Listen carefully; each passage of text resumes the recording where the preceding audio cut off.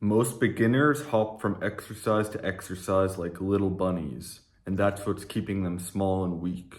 In today's video, we're going to talk about how to get out of the beginner phase as fast as possible. The first mistake that you beginners make is by having too many exercises. If you have too many exercises or you switch exercises every week or so, you'll never be able to properly progressive overload.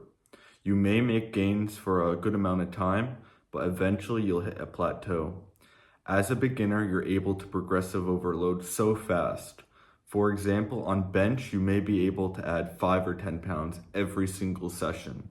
That's crazy progress that you don't want to give up. You might be able to do this for 3 to 4 months before progress slows down. And to simplify the progressive overload, what you want to do is add weight or a rep every single session. This is the easiest way to put it. The second thing you should be doing is learning how to train hard. Because you can use so much volume as a beginner, what you want to do is learn how to train hard properly. If you do not know, training to failure is training until you can no longer complete a good rep in good form.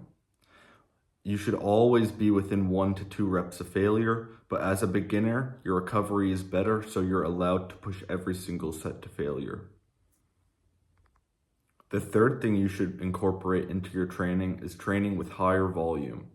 As I said before, beginners can handle a much higher workload than advanced trainees. Because of this, you also want to squeeze in a lot of volume as well as intensity work. This makes sure that you learn the form faster, it makes progressive overload easier, and also if you really like the gym, you'll enjoy it even more. Just make sure that the volume and intensity is not too high. If you're sore when you're training that muscle again, then you're doing too much. Decrease it until you're no longer sore on the day that you're training that muscle. The fourth thing that you should incorporate into your training is recording yourself. This may seem not a big deal now, but in the future, you're gonna love to have recordings of yourself. It'll make it so you can see your progress, you can manage your form, and it'll motivate you to do better. Just grab your camera and record to your best of your ability. You do not need to post it or anything, but keep a mental note of all the form checks and progressive overload that you've seen. The last thing I'm going to tell you guys is to find an exercise where you have a good mind to muscle connection. This is basically how well you can feel the muscle. For me, I can really feel the muscle on preacher curls.